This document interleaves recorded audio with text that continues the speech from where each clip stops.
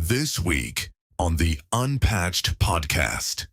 Welcome to Unpatched, the show where five people who work in cybersecurity get in a room and mostly argue about it. Sydney-based golf club reportedly popped up on a ransomware gang's leak site. Someone said the words, "Mate, who would ever want to hack us? We're just a golf club." The Privacy Act, the law doesn't give a shit whether you're a golf club, a law firm, an MSP, or in child protection, healthcare, finance. If you've got personal information, then you're all equal under the eyes of the law. With the power of AI now, it's really easy and cheap to attack whatever you want with the right tools on the dark web. Because if your business, if you go, my business doesn't have anything of value, I'm sorry, you don't have a business. You've got a hobby with liabilities. Asked me if we could guarantee that they wouldn't be hacked from the internet. And I said, yes, we can absolutely guarantee that. And they said, how? And I walked over to the wall and I pulled the cable from the internet. And I said, there you go. No jargon, no vendor waffle, no pretending this stuff is more complicated than it needs to be. If you run a business and cyber makes your eyes glaze over, this one is for you. Unpatched podcast. Welcome to Unpatched, the show where five people who work in cybersecurity get in a room and mostly argue about it. I'm Bora, and around me, I have a lawyer, an MSP owner, a bloke who certifies businesses for a living, and a bloke who shows up after everything's on fire. We're here to talk about how Aussie businesses actually get hacked and everything our own industry gets wrong about stopping it. So here's the promise. No jargon, no vendor waffle, no pretending this stuff is more complicated than it needs to be. If you run a business and cyber makes your eyes glaze over, this one is for you. Let me go around the room. Everyone, you got 20 seconds and I'm timing you. I'm going to start with Kirsten to kick us off. Who are you and what do you do? Lawyer, director at DRC Legal, provide a fractional counsel service. I'm the person who's actually read the contract that everybody else has signed and pretended they've read it. I'm here to tell you what you're legally on the hook for and the difference between a standard, a framework, and, that pesky thing called the law. We're all scared of the lawyer. Sean, you are next. Give us the short version. Impossible. Hi, folks. My name's Sean Dendel. I'm the founder of Cymax. We help law firms, accounting firms, and NFPs demonstrate they're taking some of the reasonable steps needed to safeguard their clients' data within their custody by providing governance-focused, security-centric, proactive IT support. Ryan, you're the one who hands out certificates, so this better be good. Hello, team. Ryan Ettridge, co-founder and CEO of CyberCert, the certification body for SMB 1001, the international standard for cybersecurity specifically designed for small to medium businesses. And what does that mean? Can't promise that there'll be no jargon. So I'm already going to break that promise. But reasonable steps, what does that mean? We work with the legal sector via our community. You'll hear me say community and ecosystem a million times because SMB certification and cybersecurity doesn't work with one product or one person. It works with the whole team. So our job is to facilitate and move that team or community towards a common goal. That was a great Oscar nominee speech there by Ryan. Hey, Sean, can you give an English version of that? I feel like I want to buy some steak knives now. You can. I'll send you the link. It'll be via automated digital outreach, so don't you worry about that. I was going to weigh in and just say, Ryan, you moved me. Good. Good. Which part of the body was moved? That's it. Your bowels? Was it the heart? Actually, it was the twitch when so early on in the piece you've pulled out the term reasonable steps. I'm so glad that we've got a lawyer and a CISSP on this podcast as well. Before we continue, I'd like to say a big thank you to the sponsor of this episode, CyberCert. Thank you for your sponsorship. Congratulations. Would you like me to intro myself now? Speaking on that note, Luke, your next speech is about you, where explain who you are, mate. Like you get called in when the shit's already gone wrong. Tell us about you. So, I work as a fractional CISO and governance risk and compliance consultant. So what that means is I work with businesses to try and design the systems, the processes, the frameworks, whatever else is necessary to try and stop the bad thing happening in the first place. When the bad thing does happen, I come in, I help support the recovery, make sure things get back to normal. and then try and set everything up so it doesn't happen again. Because guess what? If you've been hit once, they're going to come back in a few weeks and try again. The same way if your house gets burgled, the most likely time you're going to get burgled again is 6 weeks later, because they know you've got new stuff that insurance has just bought you. Brilliant. Well said. Wow. He was the shortest of the lot. Amazing. But the intro was right of boom, like after the fact. But Luke's left of boom, during boom, and post boom. Yes. There's the fractional That's size. right. Boris doesn't know what he's talking about. It's okay. So it's a typical Monday. So let's So just actually, I unpack really that for a like- second. Folks, what is left of boom and right of boom for the uninitiated? Good call on the jargon. Okay. Call already. The boom. What's the boom? Who wants to? Kirsten, Boom what's is the a detonation boom? event. Yeah. Boom is when the ransomware goes live, when the data is exfiltrated, when the malware goes off, when the fraud event occurs. It is the instant when the business is now screwed. The scale of the screwage depends on many, many factors. Could be a mini boom. Yeah, Could be a simulated boom. I like running simulated booms. They're fun. Bora, I hope you're making note about this because there is a band you could overlay over the top of this. Boom, boom, boom, boom. Please don't. Boom, boom, No, boom. Let's no, get this into is the saddest. This is the saddest Ghostbusters. So Luke's seen the movie before. He knows exactly how it ends, and we all turn up for the sequel. Nobody freaking wanted the DIY response 2.0. Should have called someone, Bora. Should have called someone. By the time we get involved, GRC or legal, it's the client's already done it and written their own ransom note, typically in Comic Sans, right? Like, not funny. We love the cleanup, but what's even better is the pre-boom boom. We all want to SMB 1001, for example, is there to set businesses up with a framework that they can actually implement to prevent the pre-boom boom. What I would add This to that, program though, is proudly is sponsored by CyberCert, where Ryan is sponsoring this. I mean, what? We'll send around a link to claim your free silver in the workshop. We have the rain. There's a free plug. You'll see that after. Thanks, Bora, for sending that out to all of the listeners. There'll be 10 million listeners at the end of next week. I want gold. Well, what's this silver business? Suck it up, dude. New diamond. Our first segment. We could, or we can just keep doing this.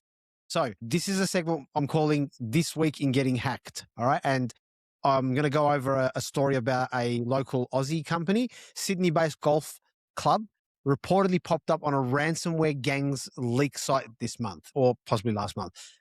The golf club, I mean, I guarantee you where somewhere in a committee meeting a year ago, someone said the words, mate, who would ever want to hack us? We're just a golf club. Now, which is the exact sentence that ends up on a leaked site, right? Nobody is too small, too boring, or too suburban for that matter. If you have got members' details, you've got bank accounts or various private information, the reality is you're a target. So panel, I'm going to now throw this to you guys. Who wants to explain to the golf club committee why we are just a golf club is the most expensive sentence in cybersecurity? I nominate Kirsten. Okay.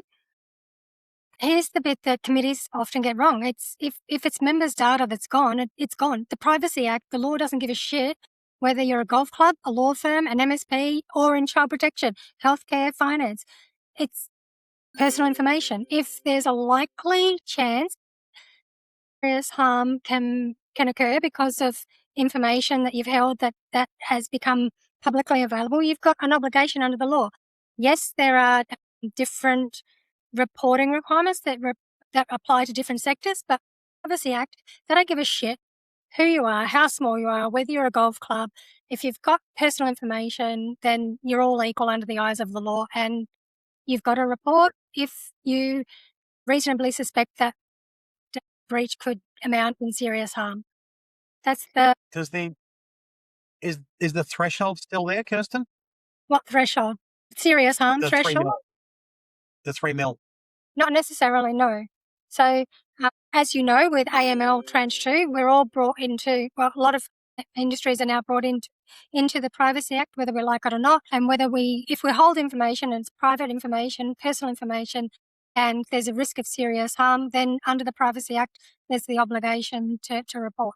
And as you well know, in some industry sectors, you've got 30 days to do an investigation. Under other regimes, you've got to report if you have a suspicion. You don't need to have proven it. You don't need to have your investigation, but under some regimes, you've only got 72 hours and the clock starts clippings from the moment that you suspect that personal information has been divulged and there's a likelihood of serious harm. So the committee that spent board not worrying about hacking now gets to spend a very awkward couple of weeks with myself and Luke drafting, very, very carefully crafted breach letters and notification to regulations and 400 golfers, for example. Because look at the membership of a golf club, you're now going to be pissing off a bunch of lawyers and doctors. Do you think that's a good idea for your longevity? Especially now with the right for the individual right for a tort has been introduced. So litigation can now occur. I want to ask this question, guys. This might come back to you, Sean, as well. So let's say you're the auditor company that Kirsten's been brought in to this golf club that for the legal side of things. Before we get on to Luke about him coming in after the fire. Ideally before the fire, but yeah. Yeah, well, yeah. Well, let's be realistic. You've been brought in now because of a fire's kicked in. But Sean, I've bought you. You're an inspector that either the legal company or the insurance company has sent in. What is it that you're actually looking for, and what's the outcomes that's going to come out of that? Bora, that's an excellent question. But I think really what we need to unpack first is, as a golf club, why would they be a target to a hacker? What's of value to them? How can they monetize that? Because so often we hear the story and the response is, we're too small to be hacked, we're too small to be a target, and yet you've hit the nail on the head here. Here's an organization that historically would be considered to be too small. So the question needs to be asked, if they're too small and they were hacked, why is it that threat actors all of a sudden are targeting organizations like this? Correct me if I'm wrong. So different sorts of threat actors, right, have different sorts of motivations. Some want to cause harm, malicious. Some want financial gain, might be for ransom, in which they'll attempt to steal information and then ask for money to give it back, at which they never give it back. Therefore, there's a second opportunity to say, I'll give you half back and then you pay me the rest, and then I'll give the other half of the half back. And then there's, with the power of AI now, it's really easy and cheap to attack whatever you want with the right tools on the dark web, or even with your own risk attempt using the mythoses and fables and whatever else out there. So what was once a higher cost to breach a smaller organization, the actual cost of attack is really cheap. So anyone, call them script kiddies or those that are interested in seeing what they can hack into, this is actually happening without people themselves being motivated. There's just things happening on autopilot that find a vulnerability to target. And then it's like, well, we will proportionately ask that firm or business to pay what they can afford. So you do that 100 or 1,000 or 10,000 times, and that's a significant amount of small fees that are gained from a very, very low cost base and a very, very low risk if you know what you're doing, using the tools in the secret dark web out there to attack those like the golf club. Then if you add a little bit of intelligence over and above that, you'll see what Luke said. And some of those members are actually high net worth individuals. So do we want that information? Now, actually, the small golf club with really, really high value personal information and high net worth individuals actually becomes significantly more valuable. And that was by accident they came across that. So the power of the tools that exist today have actually removed the cost of attack for most of these smaller businesses. So it's not even motivation. Motivation can be scale, of course, but it's really, the motivation can be intentional harm. That's really disgruntled, less common these days than actually the vulnerability scanning that exists from the AIs. That's my attempt. I agree with what Ryan said there. I'll throw a couple more things into the mix. If you attack a large business, an enterprise, a bank, the government, they have the tools, the processes, the mechanisms, the budget to recover. They have the appropriate systems in place and backups. Like, I used to run a backup architecture. I was backing up 2 exabytes of storage a week. Now, we ran tests on that. We structured that. If anything happened, we knew we could recover. Like a normal week for us, my backup team would be running 30 or 40 various restore jobs at a minimum. So we're continually testing and validating our backups. Most small businesses don't even do that. Most small businesses don't have the means, the mechanisms, or the budget to be able to respond appropriately or respond in a manner that is likely to engender a successful response. What that also means is it means they're going to be a softer target. If these big organizations have excellent firewalls and teams of people and this sort of stuff, they can successfully fight off the barbarians at the gate. The small business can't. Even more so because they haven't even invested the basics. They invested the money in the basics to put in the firewalls, to get an MSP in, to run endpoint detection software. They're a softer target.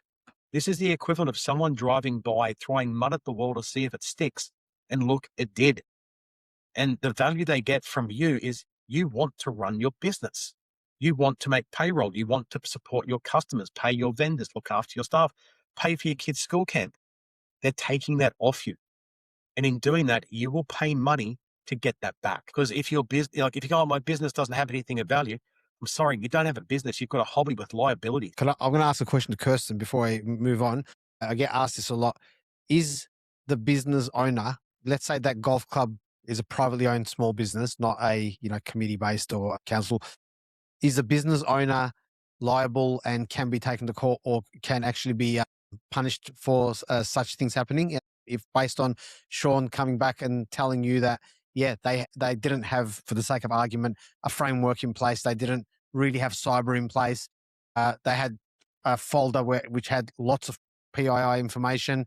Now it's in your, now it's in your hand. Is it something that a small business owner can still be, charged for? Charged, you're assuming that there's some litigation. Under the regulatory regime, there are consequences for not reporting, right? Ryan was saying, and what Luke was saying about the in the confidentiality and the have we just walked away from that? It's still an obligation when you're collecting private personal information, regardless of whether everybody is assuming that all of our personal information is out there and we don't care anymore because it's out there, everybody's got it. It's still a legal obligation to protect it.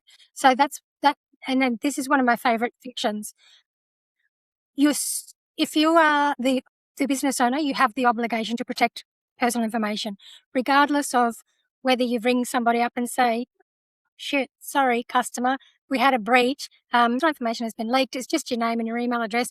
And they say, oh, well, I don't care. That's out there anyway. You still have an obligation to protect it. You still have an obligation to report. Whether you have an obligation to ring every single individual or write to every single individual depends on what's reasonable under the circumstances. So we come back to the joke at the beginning of it depends.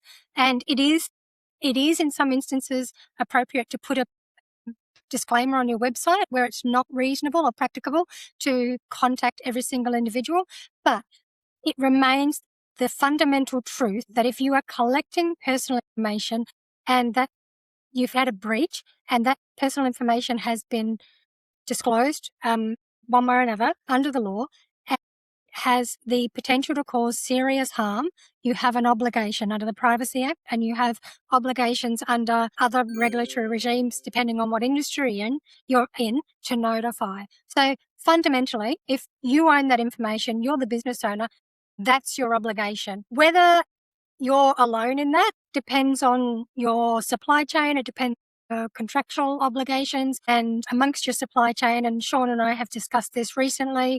It depends on what your contracts say through that supply chain. And then it gets very complicated. But fundamentally, if you collect and own or control personal information, you've got an obligation to protect it. And if it's compromised under certain circumstances, you have an obligation to report that. And you can't necessarily outsource that obligation. And is it reasonable to say if a company director or, let's say, authority within an organization has decided that the C is not important, that would constitute negligence, one would reasonably suggest? That would Corporations have a problem with that. That would be a risk-based decision that corporation or that entity has made that would potentially get them into some serious trouble. It's intentional breach of the law, I would expect under that. It would potentially constitute, and I'm not giving legal advice, Bora. This is general advice, but it would potentially constitute negligence under certain directors' duties, and potentially they would find themselves in a situation where their insurance doesn't cover them, and they find themselves personally liable and losing their personal assets for that decision to not take that obligation seriously. But again, not legal advice, general advice. You're no longer being Is like proudly presented by DLC Legal, people. All right, hot take, quick fire. Worst piece of cyber advice each of you have heard this year. The dumber, the better. And I'm going to crown someone with the best story. I'll go first. Bora knows what he's doing. Winner. All right, let's move on. We're going on to the next segment now. I'll think I won't go for it, guys. There goes. I'm ISO 27001, therefore I'm legally protected. Your turn, Sean or Ryan, unless you come up with one, Luke. So, okay, one that comes to mind for me, and this one, I've had this a couple of times this year. We don't need cybersecurity because we have cybersecurity insurance. It's like, cool, I've got car insurance. I still wear my seatbelt. It doesn't stop, all the seatbelt does, it stops me going through the window. It lowers the likelihood of me dying. It doesn't stop me having an accident. A CRM, therefore everything's in the cloud, therefore I don't need backups and I'm protected from Nice. many law firm owners. One I hear so often is my IT person takes care of that for us. Yeah. You do, don't you? I do. Yeah, Sean, your company looks after all of your clients' cyber insurance and has the disaster recovery plans and the cyber incident responses. That's a good one, Luke, actually. Yeah. So I had a firm who once said, your cyber insurance takes care of our cyber, doesn't it? Yes. If I just get you to help me sign my cyber insurance questionnaire, then I'm safe. I got an expert to help me with it. Okay, so here's one for the podcast. I went into an organization once to have a look at their IT systems, and I kid you not, the IT person had a sleeping bag underneath their desk. So does every lawyer in a big tier law firm. What do you say? He's the incident responder. He's the 24/7 SOC.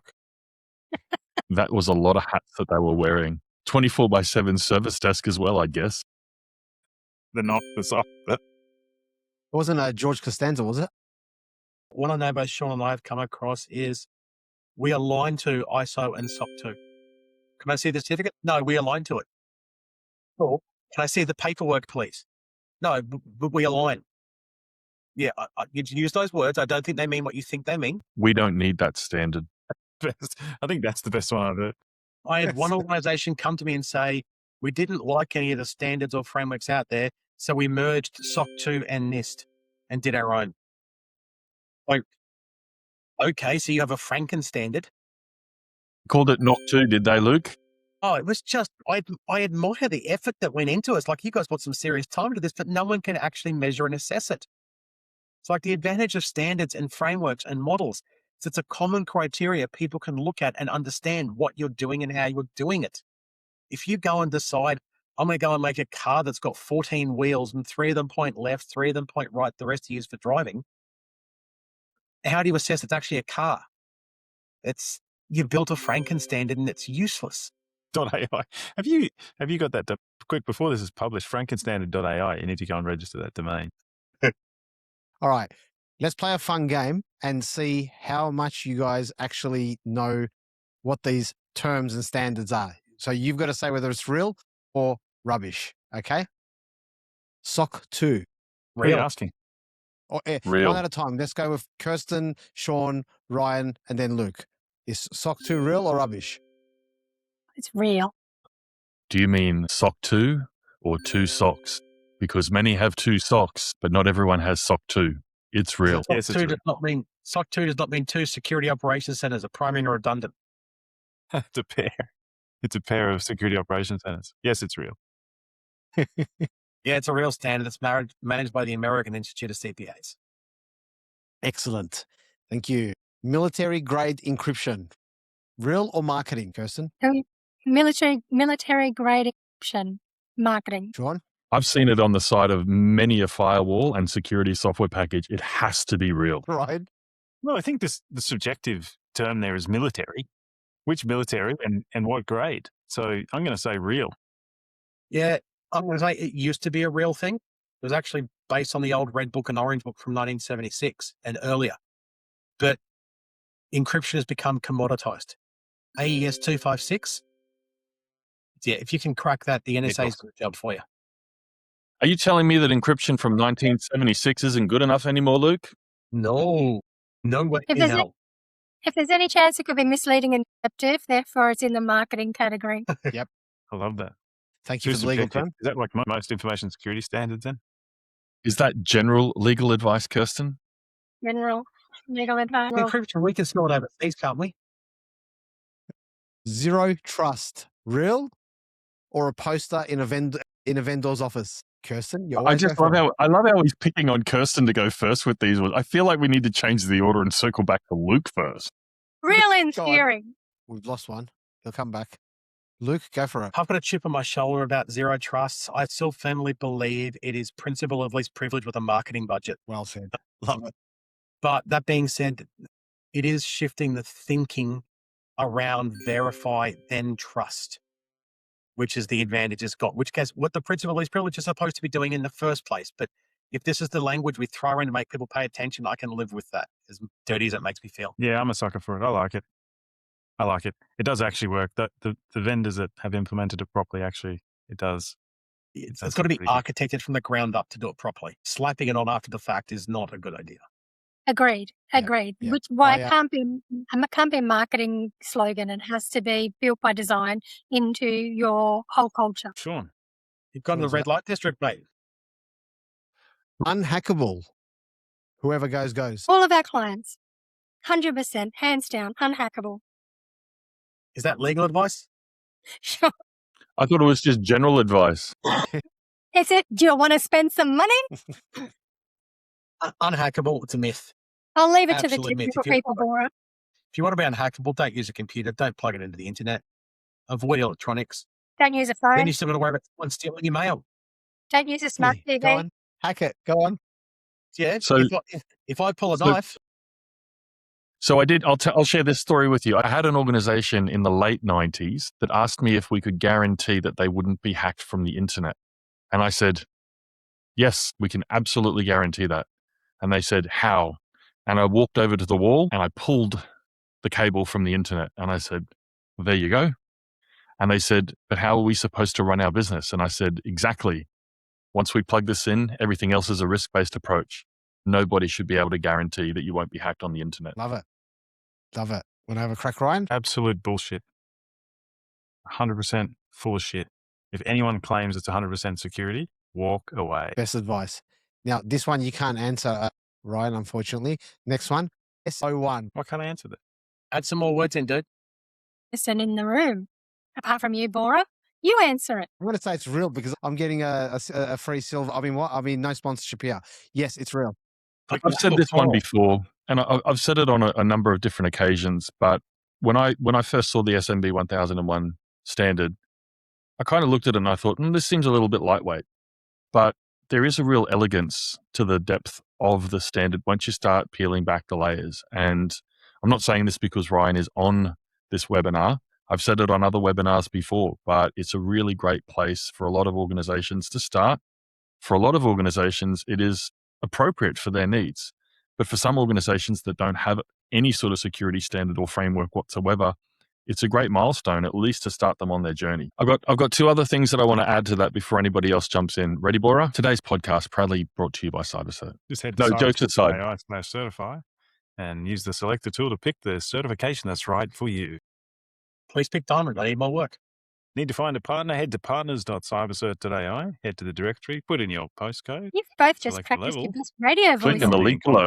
Click the link below. Sound like your phone system. Is that you?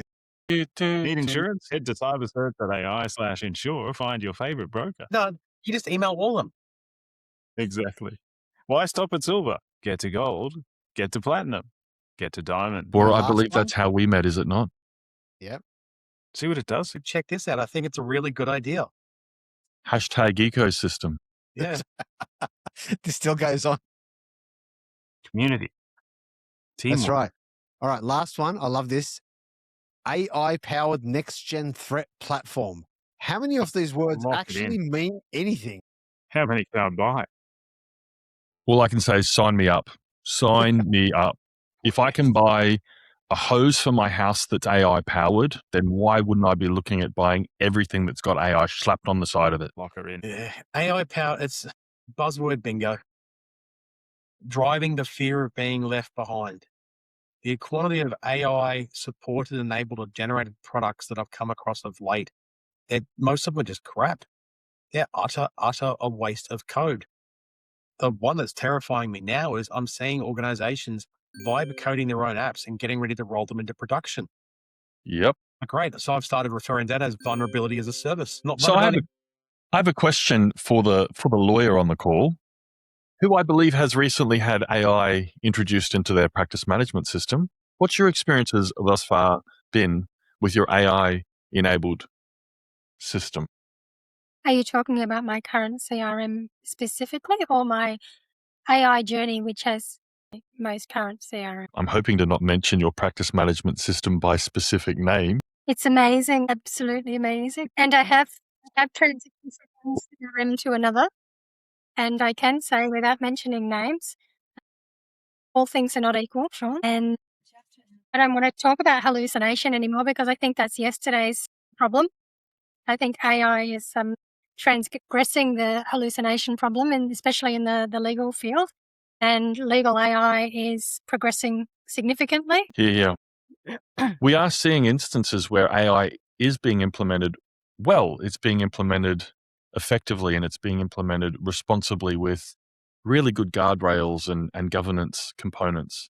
And when it's delivered that way, and it's pragmatic and it's contextualized for the industry specifically, it hallucinates significantly less than if it's a general AI model. Head to cymax.com.au. Click in the link below. Someone at Sean's team will be in touch in minutes.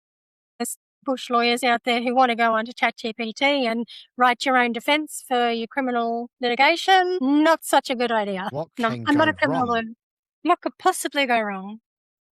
Isn't there a case in the United States now where someone tried to mount a defense using AI as their attorney? How did that end up going for them?